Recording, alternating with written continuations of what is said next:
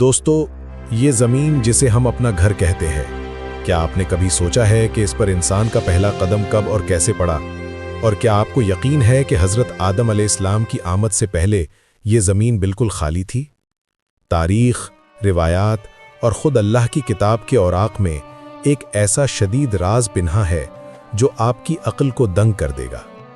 جب اللہ رب العزت نے انسان کو زمین کا خلیفہ بنانے کا ارادہ فرمایا تو فرشتوں نے ایک اہم سوال اٹھایا تھا، کیا تو اس میں ایسے کو بھیجے گا جو فساد مچائے گا اور خون بہائے گا؟ فرشتوں کا یہ استفسار بلا وجہ نہیں تھا، وہ اس زمین کی ایک ایسی خوفناک تاریخ کے شاہد تھے جسے عام انسان نہیں جانتا۔ آج ہم اس حقیقت سے پردہ اٹھائیں گے کہ انسان کی تخلیق سے بھی ہزاروں سال قبل یہ زمین کس کے زیر تسلط تھی؟ کون تھا جس کی سرکشی اور بغاوت کی وجہ سے اللہ کو یہ زمین پہلی بار پاک کروانی پڑی؟ اس عظیم تادیبی مہم کریکٹیو آپریشن میں کون سے ملائکہ شامل تھے؟ اور سب سے اہم، ان مفسدوں کا دردناک انجام کیا ہوا؟ تو تیار ہو جائیے اور بڑے پیار اور محبت کے ساتھ اس ویڈیو کو آخر تک دیکھیں۔ ہمیں یقین ہے کہ اسلامی تاریخ کا یہ گہرا اور تجسس سے بھرا باب آپ کے نقطہ نظر کو بدل دے گا۔ جب اللہ تعالیٰ نے حضرت آدم علیہ السلام کی تخلیق کا ارادہ کیا تو یہ وہ لمحہ تھا جب کائنات کی سب سے اعلیٰ مخلوق ملائکہ یعنی فرشتے حیران رہ گئے۔ اس عظیم فیصلے سے قبل اللہ رب العزت نے فرشتوں کے سامنے اپنا ارادہ ظاہر فرمایا، جیسا کہ سورۃ البقرہ کی آیت نمبر 30 میں بیان ہوا۔ اور یاد کرو جب تمہارے رب نے فرشتوں سے کہا تھا کہ میں زمین میں ایک نائب خلیفہ بنانے والا ہوں۔ اس اعلان پر فرشتوں نے تعجب کیا اور نہایت ادب سے اپنا سوال پیش کیا، جو در حقیقت ایک گہرا راز افشا کرتا ہے۔ کیا تو اس میں ایسے کو بھیجے گا جو زمین میں فساد مچائے گا اور خون بہائے گا؟ حالانکہ ہم تیری تعریف کے ساتھ تسبیح کرتے ہیں اور تیری پاکی بیان کرتے ہیں۔ یہ وہ بنیادی سوال ہے جو آج کی ہماری تحقیق کی بنیاد ہے۔ فرشتوں نے یہ سوال کیوں کیا؟ کیا وہ مستقبل میں جھانک سکتے تھے، یا انہوں نے ماضی میں کسی کو اس زمین پر فساد اور خون ریزی کرتے دیکھا تھا؟ اسلامی مفسرین کی اکثریت اور قدیم روایات کے مطابق فرشتوں کا یہ سوال تجربے پر مبنی تھا۔ وہ جانتے تھے کہ انسان سے پہلے اس زمین پر جنات اور حنو بن نامی مخلوقات آباد تھیں، جنہوں نے اس کائنات کی خوبصورتی کو اپنے ظلم سے داغدار کر دیا تھا۔ روایات کے مطابق انسان کی آمد سے ہزاروں سال قبل یہ کرۂ ارض جنات کی آماجگاہ تھا۔ جنات کو اللہ تعالیٰ نے آگ کی لپٹ سے پیدا کیا تھا اور انہیں زمین کی حکمرانی اور عبادت کے لیے منتخب کیا تھا۔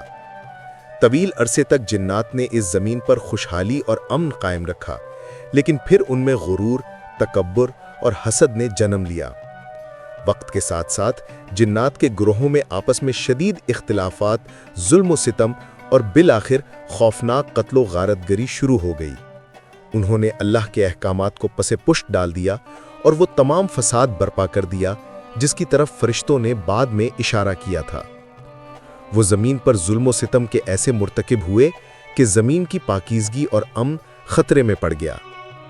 جب فساد اپنی انتہا کو پہنچ گیا اور جنات نے خود کو زمین کے مالک سمجھنا شروع کر دیا، تب خالق کائنات نے فیصلہ کیا کہ اس زمین کو پاکیزہ اور خالی کروایا جائے تاکہ نئی مخلوق انسان کو یہاں بسایا جا سکے۔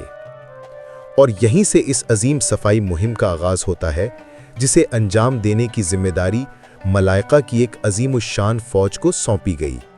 جب جنات کی سرکشی اور ظلم آسمانوں تک پہنچ گیا اور وہ زمین جو عبادت کے لیے بنائی گئی تھی خون اور فساد کی آماجگاہ بن گئی، تو خالق کائنات کا فیصلہ نازل ہوا۔ اللہ رب العزت نے طے کر لیا کہ اب اس زمین کو پاکیزہ اور خالی کروایا جائے گا تاکہ ایک نئی بہتر مخلوق کو یہاں خلافت کا اعزاز بخشا جا سکے۔ یہ ایک ایسا حکم تھا جس نے آسمانوں کی افواج کو حرکت میں لا کر اس آپریشن کا آغاز کر دیا۔ اللہ تعالیٰ نے ملائکہ کی ایک عظیم الشان فوج کو حکم دیا کہ وہ زمین پر اتریں اور سرکش جنات کا محاسبہ کریں۔ یہ کوئی معمولی مہم نہیں تھی، یہ آسمانی طاقتوں کا زمین کی باغی مخلوق کے خلاف فیصلہ کن حملہ تھا۔ فرشتوں نے منظم اور حکم الہی سے منصوبہ بندی کے تحت زمین پر نزول کیا اور ہر طرف سے جنات کے ٹھکانوں کو گھیر لیا گیا۔ زمین پر تاریخ کی پہلی خوفناک جنگ لڑی گئی، جس میں نور سے بنی ملائکہ کی پاکیزہ قوت کا مقابلہ آگ سے بنی مغرور مخلوق سے تھا۔ جنات اپنے تکبر کے باوجود منظم اور خدا کی مدد یافتہ طاقت کے سامنے ٹک نہ سکے، اور اس کا نتیجہ واضح تھا۔ اس مہم کا سب سے حیران کن اور سبق آموز کردار ابلیس کا تھا۔ ابلیس، جو در حقیقت جنات میں سے تھا، مگر اپنی بے مثال عبادت اور گہرے علم کی بنا پر فرشتوں کی صفوں میں شامل تھا، اور اسے آسمان دنیا پر ایک خاص مقام حاصل تھا۔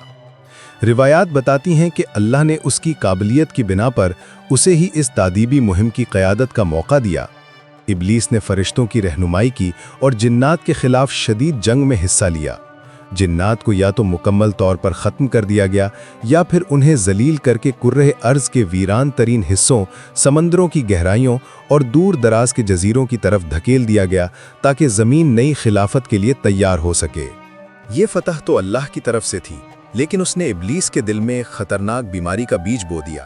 اپنی شاندار قیادت اور کامیابی کو دیکھ کر ابلیس کے دل میں غرور اور خود پسندی نے جگہ بنا لی۔ اس نے اپنی اصل یعنی آگ کو فرشتوں کی اصل یعنی نور سے برتر سمجھنا شروع کر دیا۔ یہیں سے اس کے تکبر اور تکبر کی جڑیں مضبوط ہوئیں، اور اسی غرور نے بعد میں اسے ابدی لعنت کا مستحق بنایا۔ زمین اب فساد سے پاک ہو چکی تھی، مگر ابلیس کا وجود، جو جنات کی بغاوت کو ختم کرنے میں پیش تھا، اب آنے والی نئی مخلوق کے لیے ایک چھپا ہوا خطرہ بن چکا تھا۔ یہی وہ پس منظر تھا جس میں اللہ نے حضرت آدم علیہ السلام کی تخلیق کا حتمی اعلان کیا، اور فرشتوں نے اپنے سابقہ تجربے کی بنا پر انسان کے خون ریزی اور فساد کے امکان کے بارے میں سوال اٹھایا۔ یہ تمام واقعات دراصل آئندہ ہونے والے سب سے بڑے واقعے یعنی ابلیس اور انسان کی ازلی دشمنی کا پیش خیمہ تھے۔ ناظرین، حضرت آدم علیہ السلام کی تخلیق سے پہلے کا یہ عظیم تاریخی واقعہ صرف ایک قصہ نہیں ہے، بلکہ اس میں ہمارے لیے چند گہرے اور بنیادی اسباق کوشیدہ ہیں جو ہماری روزمرہ کی زندگی اور آخرت کی تیاری کے لیے نہایت ضروری ہیں۔ سب سے پہلا اور بڑا سبق یہ ہے کہ اللہ کی بادشاہی میں فساد، ظلم اور خون ریزی کی کوئی گنجائش نہیں ہے۔ جنات کو ہزاروں سال تک زمین پر حکمرانی دی گئی، مگر جب انہوں نے اپنی آزادی کو بغاوت اور قتل و غارت گری میں بدل دیا تو اللہ کا عذاب فرشتوں کی صورت میں نازل ہوا۔ یہاں ہمارے لیے عبرت کا مقام ہے کہ جیسے جنات کو ان کی اصل آگ کی وجہ سے نہیں بلکہ ان کے اعمال کی وجہ سے سزا ملی، آج ہم انسانوں کو بھی ہماری شکل و صورت یا نسل کی وجہ سے نہیں بلکہ ہمارے زمین پر کیے گئے کردار کی وجہ سے پرکھا جائے گا۔ اگر ہم بھی فساد، ناانصافی اور ظلم کریں گے تو ہمارا انجام بھی جنات سے مختلف نہیں ہوگا۔ فرشتوں کا یہ سوال کہ کیا تو اس میں ایسے کو بھیجے گا جو فساد مچائے گا، در حقیقت ہم انسانوں کے لیے ایک عہد ہے۔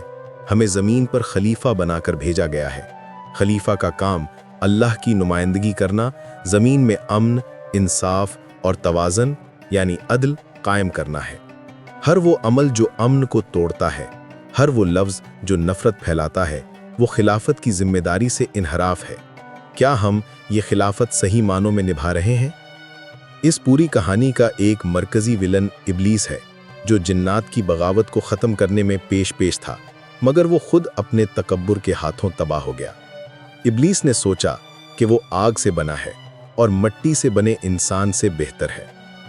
اس کا غرور اس کے ہزاروں سال کی عبادت پر بھاری پڑ گیا۔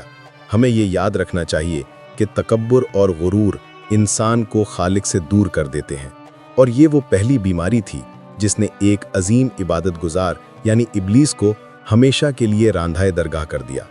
اس لیے کہ حقیقی بندگی صرف عاجزی اور انکساری میں ہے۔ یاد رکھیں، یہ زمین آج بھی ایک عدالتی میدان ہے۔ جس طرح جنات سے حساب لیا گیا، اسی طرح ہم سے بھی ایک دن حساب لیا جائے گا۔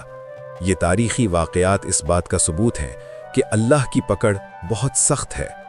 خود سے سوال کیجئے، کیا ہم اس خلافت کا حق ادا کر رہے ہیں؟ کیا ہم اپنے گھروں، اپنے معاشروں اور اپنے دلوں کو جنات کے فساد سے پاک رکھ رہے ہیں؟